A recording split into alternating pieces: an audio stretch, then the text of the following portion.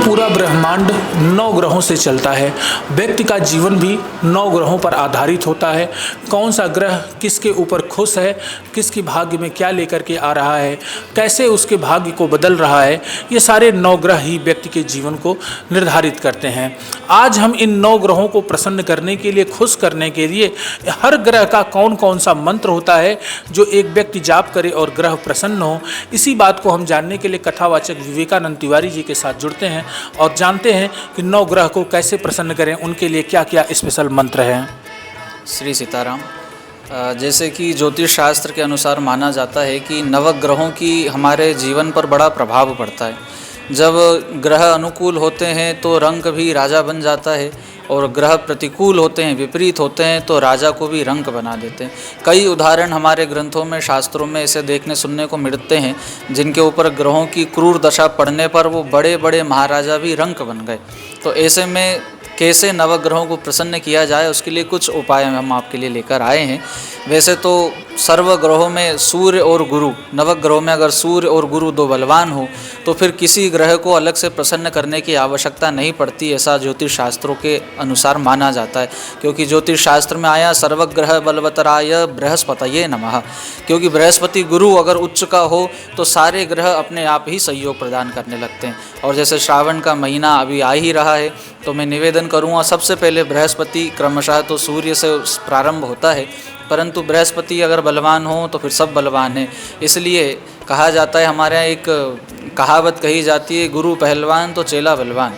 अगर गुरु में बल हो तो चेले में अपने आप ही दम आ जाता है। क्यों? क्योंकि पता है गुरु मेरे ऊपर हैं।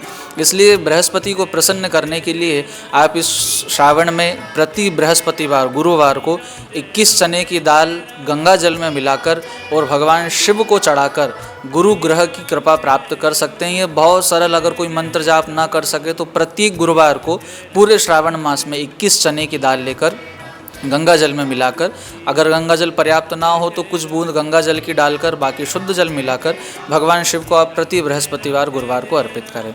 आते हैं भगवान सूर्य नारायण पर, जो सबसे ग्रहों में सबके राजा माने जाते हैं। सूर्य नारायण को प्रसन्न करने के लिए कुछ मंत्र हमारे वैदिक भी हैं, कुछ तांत्रिक भी हैं, कुछ पौराणिक भी हैं।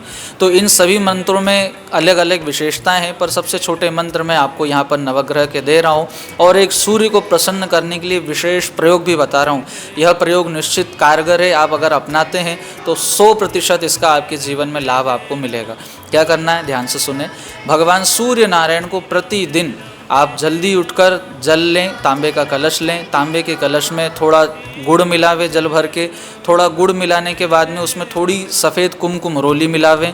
रोली मिलाने के बाद थोड़ी सी हल्दी मिलावें। हल्दी मिलाने के बाद थोड़ा सा उसमें आप गुलाब की पंखुड़ियाँ अगर मिल जाएं, पुष्प मिल जाएं तो वो मिलावें। और इन सबको मिलाकर भगवान सूर्य को आप अर्घ्य प्रदान करें, जल प्रदान करें। प्रतिदिन अगर आप ये करते हैं तो कैसा भी बुद्धिहीन व्यक्ति क्यों ना हो, कैसा भी दरिद्र व्यक्ति क्यों ना हो, कोई भी विपत्ति आपत्ति से क्यों ना जूझ रहा हो, भगवान सूर्य नारायण की कृपा उसके ऊपर अवश्य होती है। क्योंकि भगवान सूर्य के विषय में कहा गया, आदित्यम तुम नमस्कारम ये कुर्वन्ति दिने दिने चत्वारि तस्य वर्धन्ते आयुर्विद्या यशो बलम। भगवान सूर्य को जो नमस्कार करता है, क्योंकि सूर्य को नमस्कार बड़ा प्रिय है, सूर्य को नमस्कार करने से आयु, विद्या, बल और यश चारों की प्राप्ति होती है। तो भगवान सूर्य को आप प्रतिदिन जल अवश्य चढ़ावें। साथ में सूर्य नारायण को प्रसन्न करने के लिए ओम ह्रां ह्रीं ह्रौं सः सूर्याय नमः इस मंत्र का जाप करें। अगर चंद्रमा आपकी कुंडली में परेशान है, मन उच्चाटित रहता है, सही निर्णय नहीं ले पाते हैं, तो आप चंद्रमा की उपासना विशेष रूप से करें, जिसमें चंद्रमा का मूल मंत्र है ओम श्रां श्रीं श्रों सह चंद्राय सोमाय नमः। ओम श्रां श्रीं सोम सोमाय नमः। आप चंद्रमा के इस मंत्र का जाप करें। साथ ही मंगल का मंत्र ओम क्रां क्रीं क्रों सह भौमाय नमः। बुध का मंत्र ओम ब्रां ब्रीं ब्रों सह बुधाय नमः। और गुरु का मंत्र ओम ग्राम ग्रीम ग्रोम सह गुरवे नमः। क्योंकि आपको मैंने शुरू में ही कहा कि गुरु अगर प्रसन्न हो गए तो सारे ग्रह आपके ऊपर प्रसन्न हो जाएंगे। और शुक्र का मंत्र है ओम द्राम द्रीम द्रोम सह शुक्राय नमः। शुक्र जो एक देवता हैं, ये लग्जरी को देने वाले हैं, धन को देने वाले हैं, अगर शुक्र प्रसन्न हो तो समझो आपके जीवन में सुख ही सुख और ऐश्वर्य ही ऐश्वर्य है।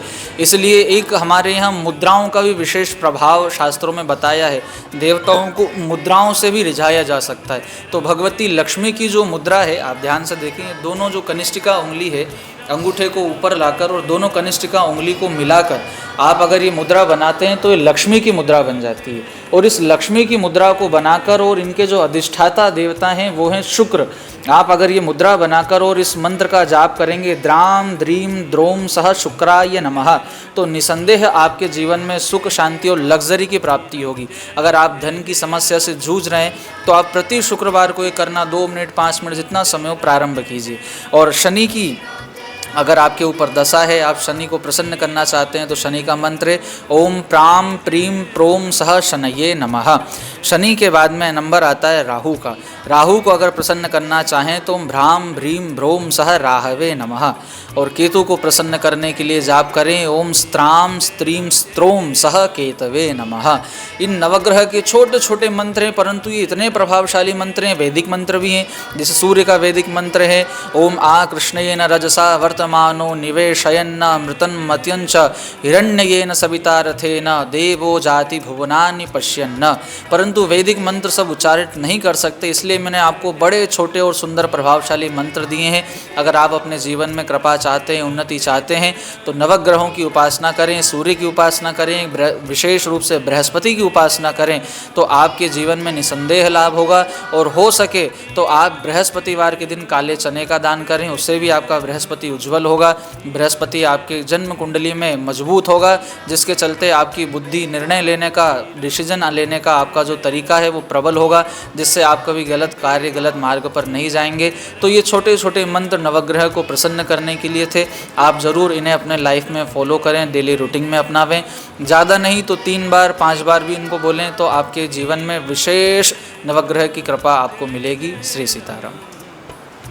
9 ग्रहों को प्रसन्न करने के लिए बहुत ही महत्वपूर्ण मंत्रों को विस्तार के साथ विवेकानंद तिवारी जी ने तिलक पत्रिका पर साझा किया। आप भी तिलक पत्रिका को देखिए और इन सभी मंत्रों को, जो आपको लगता है कि आपका ग्रह कमज़ोर है, उन्हीं ग्रह को मजबूत करने के लिए और उनकी कृपा पाने के लिए इन मंत्रों का इसी सावन के महीने से उच्चारण करना शुरू कर दीजिए और विशेष लाभ को प्राप्त करिए। मैं देवेश पांडे, अयोध्या।